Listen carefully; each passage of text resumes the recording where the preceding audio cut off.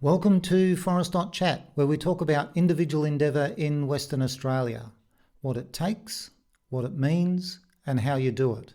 I'm your host, Paul Vandermeer, and in today's episode, we're talking about Aaron Young about setting a fastest known time on the Bibbulmun Track. Aaron started off playing football, transitioned into cycling, and eventually into running around the end of 2020. The running ramped up from there into doing backyard ultras and now longer point to point runs. Welcome to Forest Chat, Aaron. Hi, thanks for having me, Paul. Great to have you here, Aaron. Aaron, the Bibbulmun Track, what on earth is that? So the Bibbulmun Track is a trail it runs from Perth to Albany in the southwest of Western Australia. It's roughly 1,000 kilometers long. Usually it takes people anywhere between around 25 to 50 odd days to complete the trail. It's got some beautiful scenery. So the stretch that's down towards Albany and Denmark's got some beautiful coastline. You go through some of the amazing forests that we have around Walpole, and then up towards Perth, there's a couple of they're Western Australian mountains that you get to climb over. So it's got a bit of everything. Mountains in Western Australia are a bit of a entry level. Is that probably a good way to put it? Yes, some of the other places that I've been in the world, they're a little bigger, but there's still some pretty beautiful spots that we have. So it's yeah, they were actually pretty fun and to climb up and also to spend a bit of time up there and have a bit of a look around. It's a track, but does it go through like bush all the way? Is that how it works? Mostly it's through the bush. You do go through towns every so often, so there's a bit of a stretch. Probably the longest stretch without going through a town is up the top of the trail from the start where it is in Kalamunda through to Dwellingup. I think that's the first.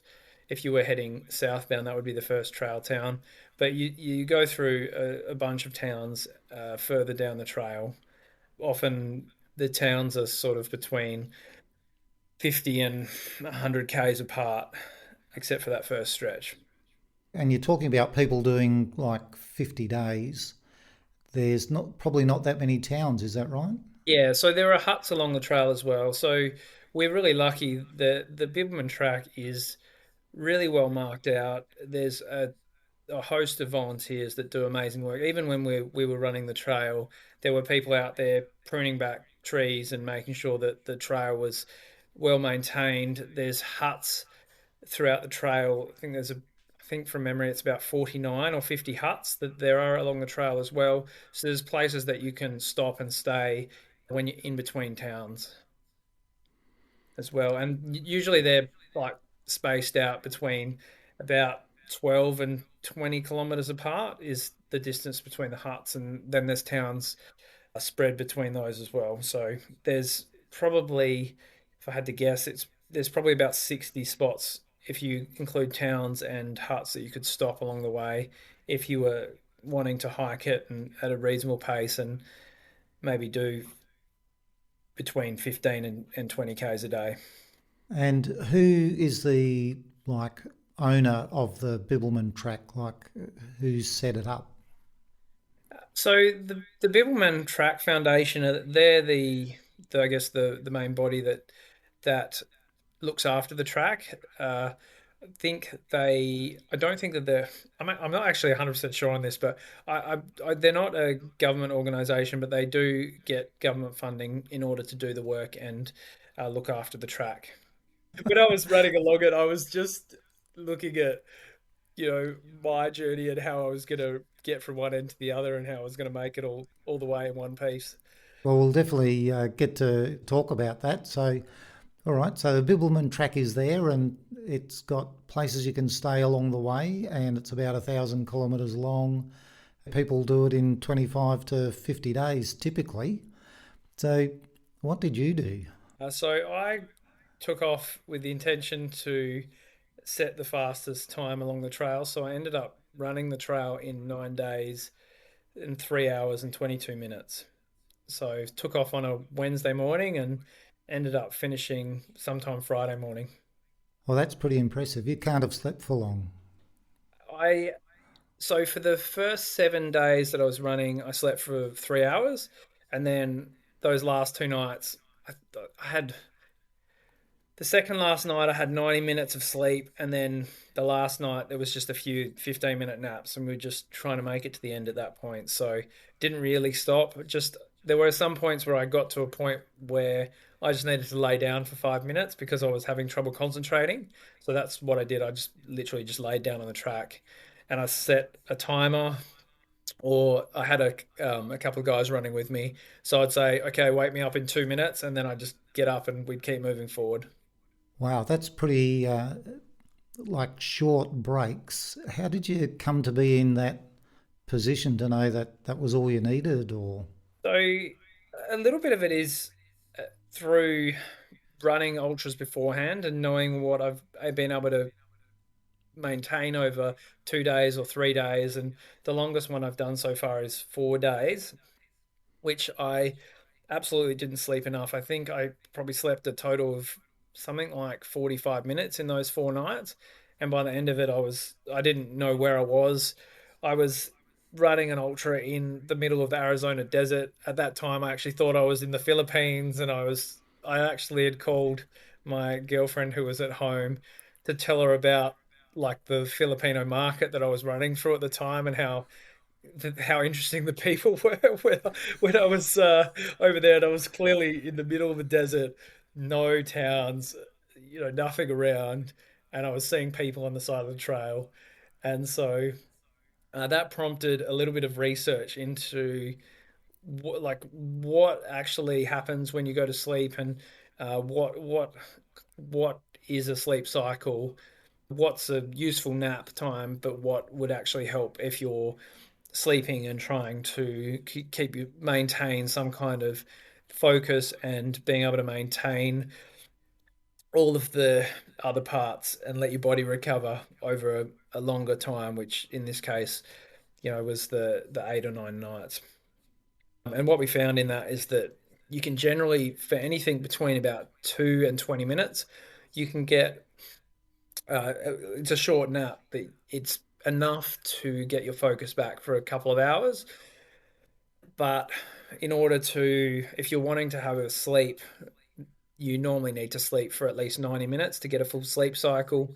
And often, a lot of the processes that happen around recovery actually don't happen in the first sleep cycle. So you need to sleep at least two sleep cycles. So 3 hours is what we chose to go with, and it seemed to work pretty well. Quite I was doing really well until that last night where I didn't sleep at all. I felt actually not too bad the whole way through the run. So it was a case of finding out what is enough and building that into your plan, I guess, and Yeah, making it absolutely. happen. A lot of these kind of events, because there's not a whole lot of concrete research with things like sleep in these kind of events. So a lot of it is a bit of trial and error. You can learn from basic research on sleep in general, but then applying it to yourself, you kind of need to have a go at it and see if it works. And usually, once I've done it once, I'll have some ways to change something or improve on it. And then over the course of 4 or 5 events, I've found that I usually slowly get better at something until it's something that I can kind of take to the bank and say, this is what I'm doing. And I think this is going to work. And most of the time, after doing it a few times, you know, I would say it's more reliable that these kind of things work the way that I expect them to. So it's about learning things and actually giving them a go. Absolutely. That's a big part of what ultra running and ultra endurance is in general. It's when you talk about races and you're running something for a time or some a position in a race, some arbitrary goal. So, in to get you started, that can be something that can motivate me or other people. But also, I find that this is an incredibly personal journey because you're really just searching. Well, I've for myself personally, I've been searching for what I'm capable of doing in these kind of scenarios. And so each time I do one of these, regardless of how has worked out, I've learned something from it. And the next time I come back to have a go at something like this, I find that I've got a new way to have a look at it. And sometimes then I'll find that what I thought was a limitation or something that I wasn't capable of doing, that through continually pushing myself and trying these things, that I've found that there's things that I can do now that if you'd asked me 5 years ago when I started running, would I be able to do any of this stuff? I would have maybe gone, oh yeah, of course I could, but it would have probably been more of a naive kind of, oh, I can do anything. But once I started running and did my first ultra, if you'd asked me at that point, I would have gone, oh, absolutely not. There's no chance that I would be doing any of the stuff that I've managed to do over the last couple of years. That's interesting how you've been able to work that out along the way, step by step. That's a continuous improvement cycle. Yeah, and it's also it's good to be able to learn off other people. One of the things that certainly has drawn me to the ultra running community in general is the people that are there. And there's not really I guess competitive. It's not really a competitive environment, even though you're racing or you're doing things like that. People are more than happy to help. Most people love talking about running. The first couple of backyards that I ran, I was lucky enough to run alongside Phil Gore, and we've become good mates. And in the last, you know, actually throughout most of the races that I was around Phil, I learned something from him, and he's been more than happy to share the things that he does with people, not just with me, but everyone. And I think that's helped a lot of runners in Western Australia really improve what they've been able to do. And I found most people in this kind of community are really happy to help others, which is one of the real, I guess, highlights for me, and why I think people get really drawn to these kind of events. Yeah, you live and breathe the events, don't you, when you're there? And the people are a critical part of everything that goes on. How did you organise your support crew for that? So I had a core group of people that were I guess, the people that were looking after me, and so they weren't coming along to run, or they were there just to support me. So we'd organise kind of checkpoints. Usually they were between about 10Ks and I think 25Ks in general. There was a couple that were a little bit shorter and a couple that were a little bit longer than that. But in general, they were in that kind of window. And so when I came in, or I'd run those sections, and then the support crew would be waiting there with food and water and all the other bits and pieces that I needed to keep me moving forward. So there was usually between 2 and 4 people there that would simply just there as like support. And then I had lots of people from the community in general come down and run with me. So I think I counted there was about 23 people all up that came and joined me for sections of the trail. And that was probably the highlight of the whole thing for me, was having friends and come along, and they would like some of the things that we got to speaking about. There was always laughter and things going on, and it was pretty entertaining. So I think people might hear about running 1,000 Ks in 9 days and go, that sounds like it would be a bit of torture. But most of the time, I had people running with me. I'd say maybe 70% of the trail, I would have had someone running with me, and we had a lot of fun out there and a lot of laughs. And that was probably, the kind of things. Well, that was the thing that I'll probably take with me well into the future, thinking about some of the stuff that we spoke about. And some of it may not be able to be repeated on a podcast, but it was a lot of fun. Yeah, fantastic. And probably that's best left on the trail. Yeah, possibly. How much organising did you have to do for this, like logistically? So I'd been looking at this for it was around about February. My my boss said that he was taking some time off in October, so that was when I really started to look at it.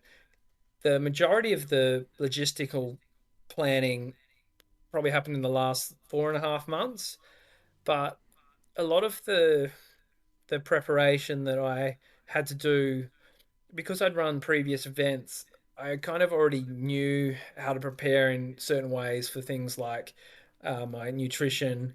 I've got some really good people that also help me out with so Gabby from Intense Eat Fit does all my nutrition. So that's a massive part of planning something like this. So she did all the planning for that. I had I've got my coach who does all my structures all my training and everything like that. So Adam runs a chiropractor clinic, but he has been working with me over the last couple of years more as a proactive way to make sure that I don't get injured. So there's a lot of exercise and strength training, and so he's been in charge of making sure that I take care of myself in that respect. So having all of that stuff in place already meant that when I came to doing this, a lot of the stuff was just kind of brought over from the previous event and we just improved on it and then looked at how we were going to map it out over a longer time frame. Probably the biggest thing that was new in this one was because I'd run events before was actually having to work out lot of the logistics myself. Well, actually, I couldn't have done this without Emma and John. They did so much of the heavy lifting here, and without them, I don't think I would have got all of the planning and organisation done. So thinking about where I was going to stop each time, how long would it take me to run that section? If it was a 10K section, what does the driving route look like? So could my crew get from one checkpoint to the next checkpoint without uh, any issues, and would they get there in time so that they got there before me? And how much time would they need to pack up after they saw me at one aid station and set up at the next one? Just doing a lot of that kind of planning that took a bit of time, and that was the first time doing anything like that. So that was probably the hardest thing for this particular run to get right. Sounds like it was all new learning. And did you go far outside of what you really needed? Like, did it work? Yeah, everything went pretty well to plan. There was no, I mean, doing something like this, you're definitely going to have some low points and some high points. And there was times, particularly because we were doing some work in terms of fundraising for a mental health charity and actually talking about mental health in general. There was times where the crew would get a message from someone of support, and then particularly in the last couple of days when I was a bit sleep deprived, I'd hear these messages and they'd make me really emotional. And it was like in a lot of ways it was something that I felt actually gave me, it was like a really positive thing to hear these, although I was running out on the trail and I'd be bawling my eyes out when I heard these messages. But in general, everything went pretty well to plan. Like there was a bit that we had to adjust on the fly, but the guys that were crewing just did such an amazing job. I just couldn't have done what I did without all of the people that came along and supported me as well. The team that you build around you has a massive input, doesn't it? Mm. It certainly does. So you're running day and night. The crew would have had to find some possibly out of the way places in the bush in the middle of the night. Would that be right? Yeah, so usually we had a bit of a plan for the places where the crew met me was always somewhere where there was road access. So we had a Toyota coaster bus with a bed in it and a little camper trailer that was being towed behind it. So what we kind of set up for the main crew was to try and have them. So one of them would wake me up in the morning. Usually, John would wake me up in the morning, and then he'd be with me through till early evening, and then he'd go off and sleep.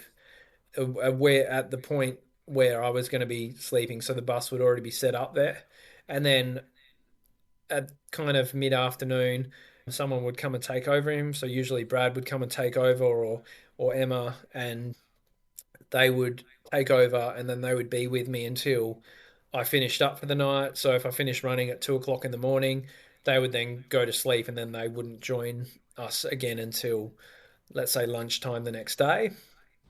And so that would give them a little bit of time to have a decent sleep. And then, so because we had a couple of cars and the bus, which was kind of the main base where people could sleep. So that was kind of how it worked throughout the run. It really was a big logistical effort. So well done for getting all of that together and not having somebody turn up in Kalgoorlie or something. Yeah, it was, yeah, everyone was amazing with this kind of, like, I can't believe that everything went as smoothly as it did. That's fantastic.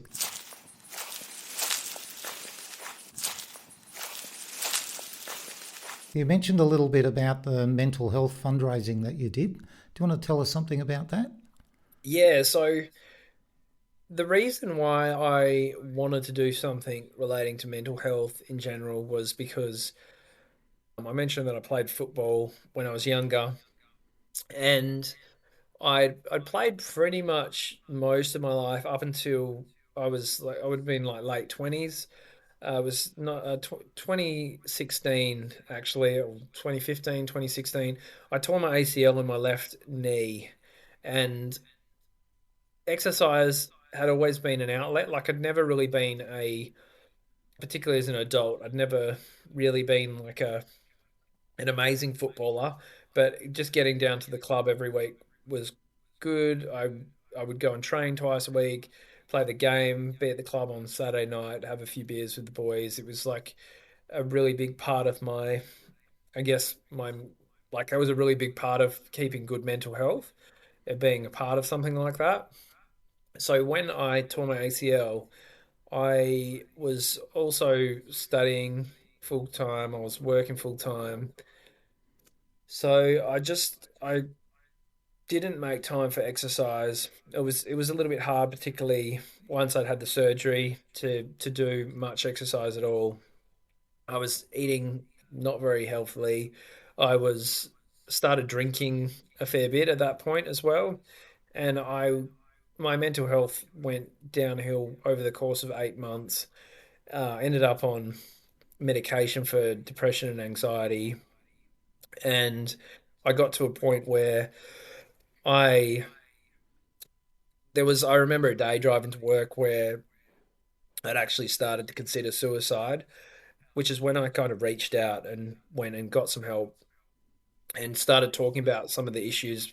And when I did, I the like the psychologist that I was working with was it wasn't so much about sharing my emotions as much, although I did talk about all the stuff going on in my life. But what I think really helped me was I pretty quickly worked out what was missing out of my life. So the exercise was a big part of it. I also worked out that there was a couple of areas of my life that were causing some of the stress, the relationship that I was in, and also work.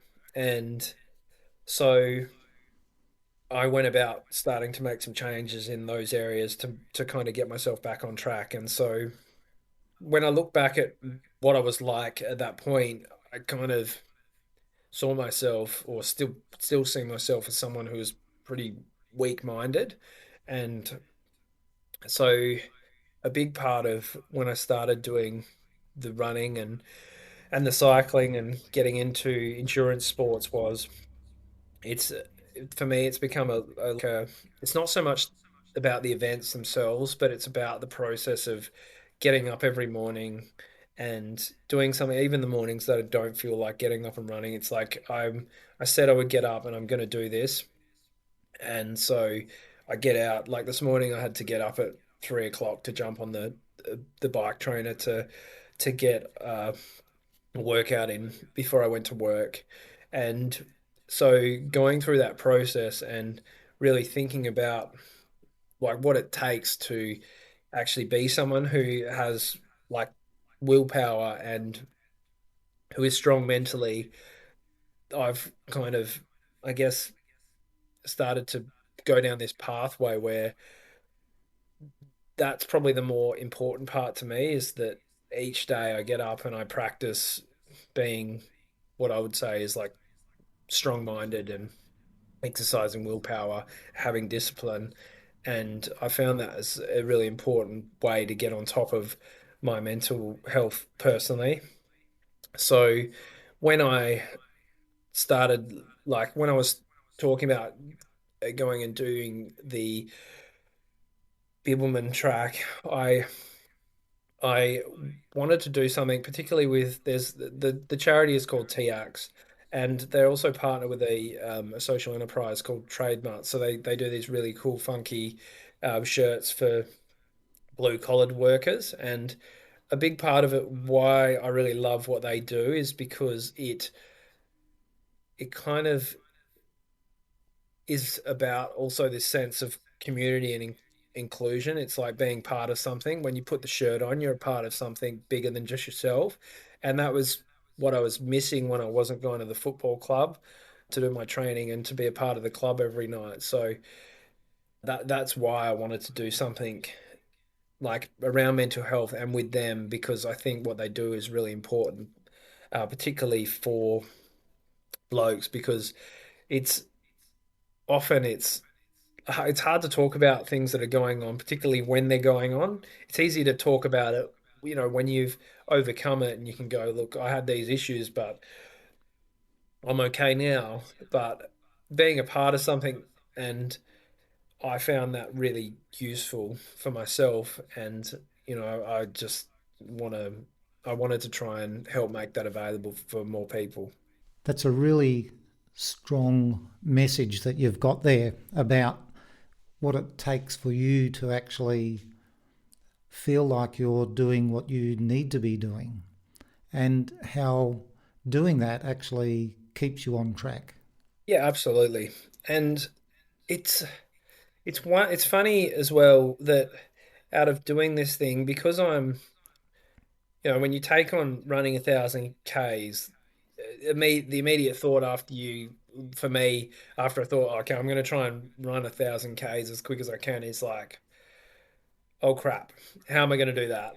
So then part of that is that to go and start looking into things that are going to help me become the kind of person that can actually complete that journey.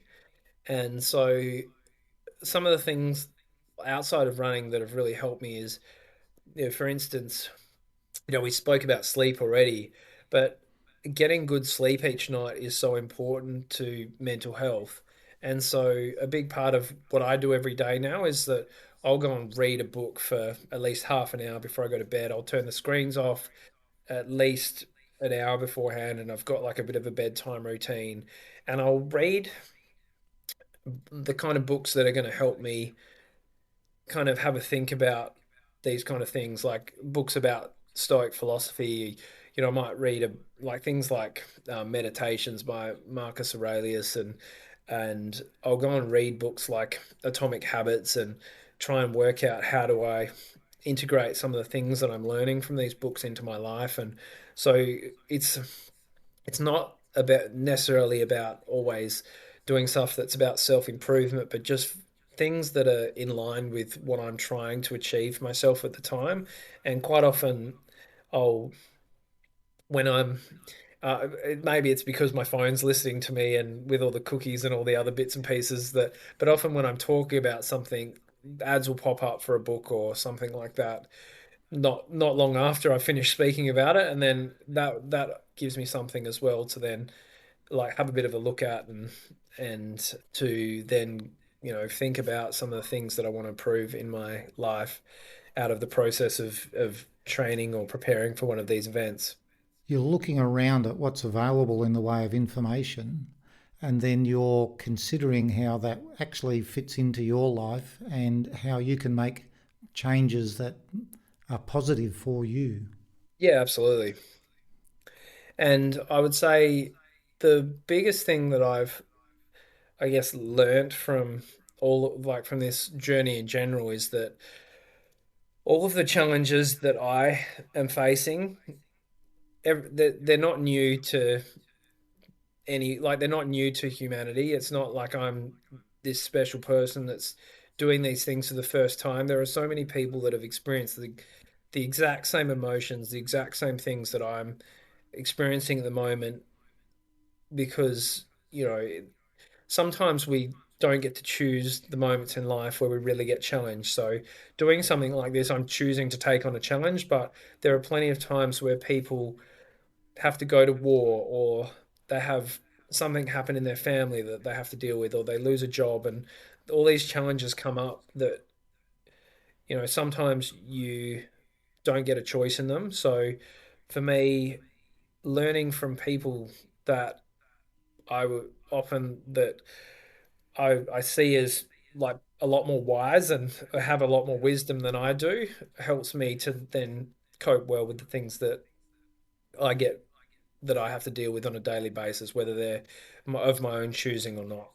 There's a lot in there about thinking about different things and understanding that you're not alone, others have done it, others have been in this situation before. And that's very almost comforting in a way that you're not the first one to experience this, but you're then also not the first person to overcome it. So there are ways to get over things. Yeah, and it's just a case of searching for what's out there already and finding the answers and talking to people, reading books. They're all good resources that we have available. So I'm just trying to make the best use of them.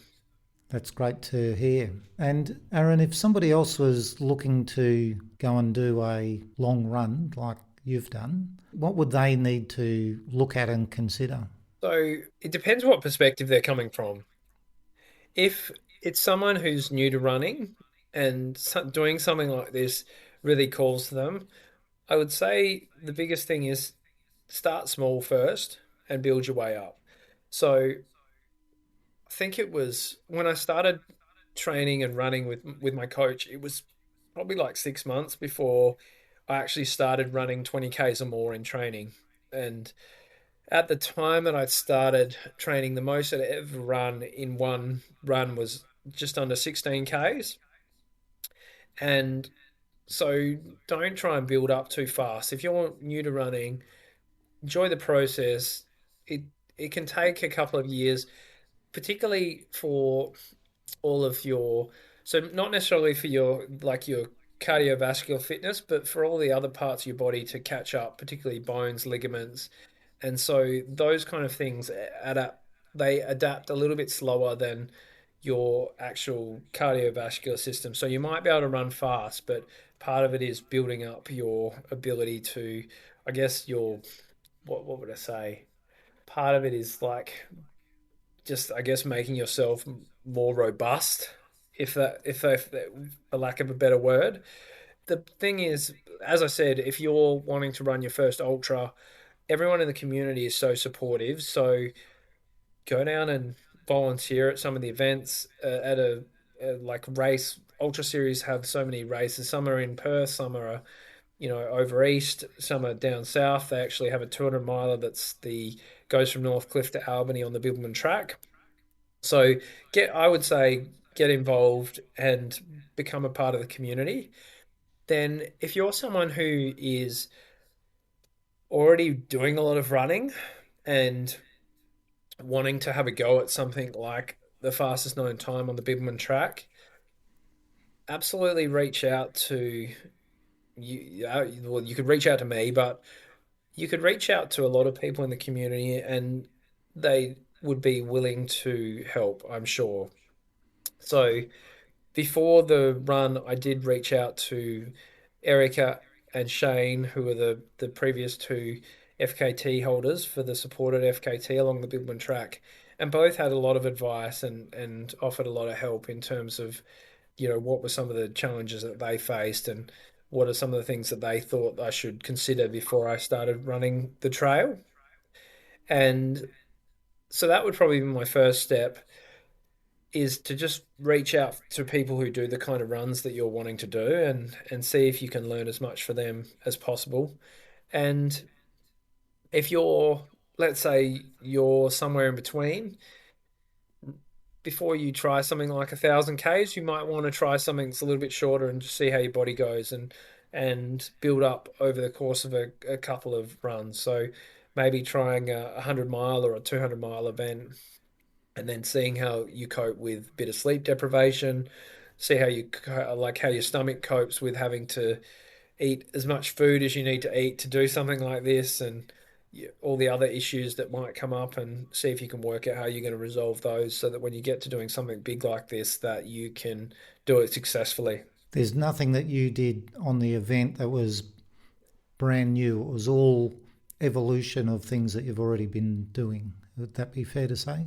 Yeah, everything had been tried, and most of it we'd kind of just, yeah, made little iterations or little changes, but there was nothing that was really like a massively new thing.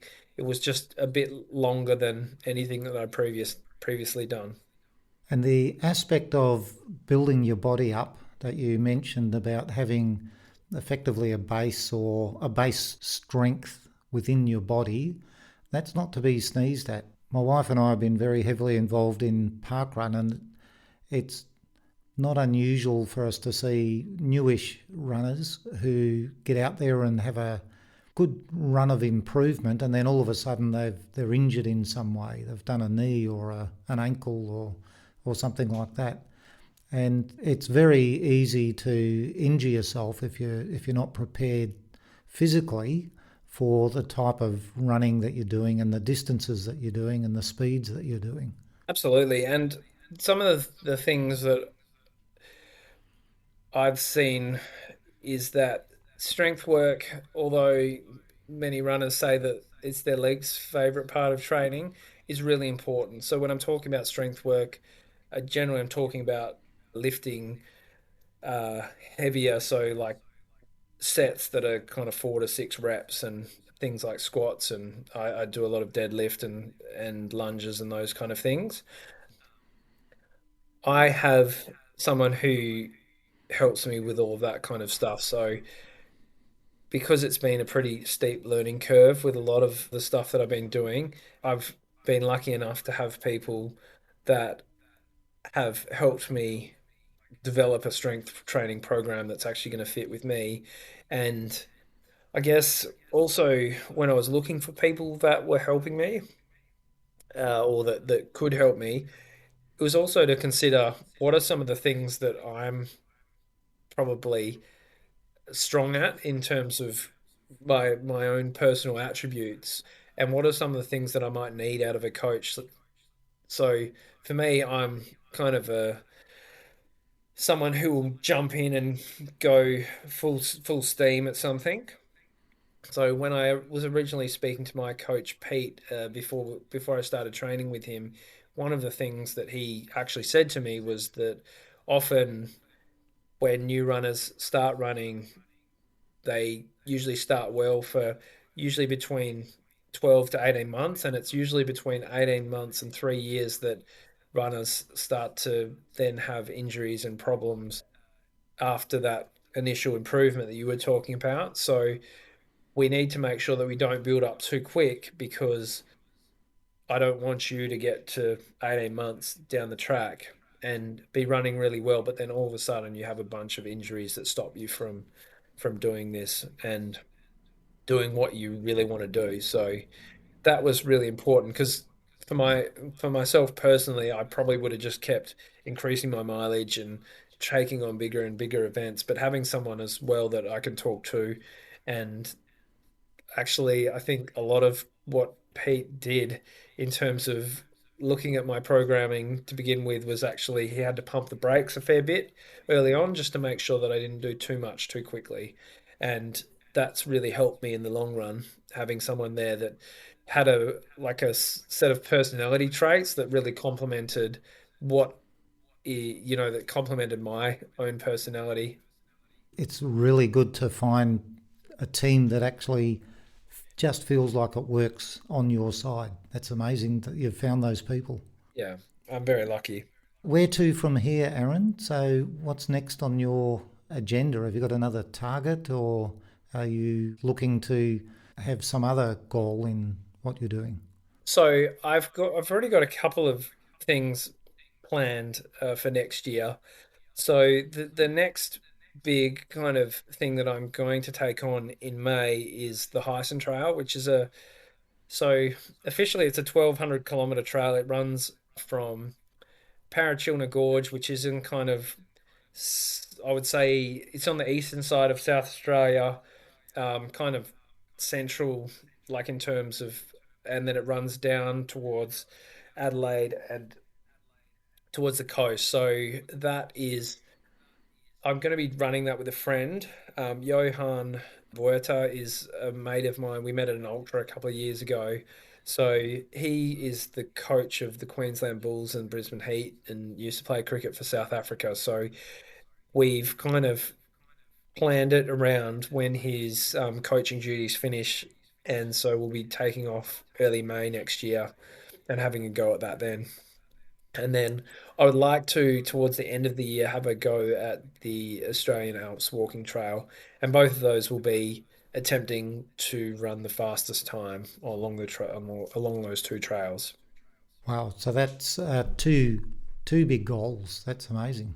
Yeah, so I'm looking forward to it. And running it with a friend, it'll be a little bit different to the way that I approach the Bibbulmun Track because there was times where I was feeling really good and when I was running along the bib and things were going really well, and there was times where it was really tough and I was finding it really difficult. And so when the two of us are doing this together, I'm sure that our our times where we're struggling are probably not going to coincide with each other, and the times where we're feeling good are probably not going to coincide with each other, or maybe they will a little bit, but I expect that it'll be a little bit of a more of a like a team thing and trying to help each other get to the end. We're like the plan is for both of us to finish at the same time. So it's not a competition. It's really just two mates going out there and trying to do it together and seeing how well we can do. That's a very good goal to have, especially being able to do it with a mate. Wonderful. Yeah. Well, thank you very much, Aaron, for being on Forest.chat. And all Forest.chat listeners wish you all the best with your future endeavours. Thank you very much, Paul. You've been listening to Forest.chat, where we talk about individual endeavour in Western Australia, what it takes, what it means, and how you do it. I'm your host, Paul Vandermeer, and in today's episode we talked with Aaron Young about setting the fastest known time on the Bibbulmun Track. Remember, there are 4 ways to get involved with Forest.chat. Share the domain Forest.chat with your friends and family and people you meet. When you sign up for emails, you get advance notice of episodes. Listen to the episodes at forest.chat/episodes. If you do something interesting, or you think other people might find interesting, book an interview at forest.chat/interview. If you want to support a small business, book an advert at forest.chat/advert. I'm looking forward to joining you with our next guest. Until then, enjoy making it happen.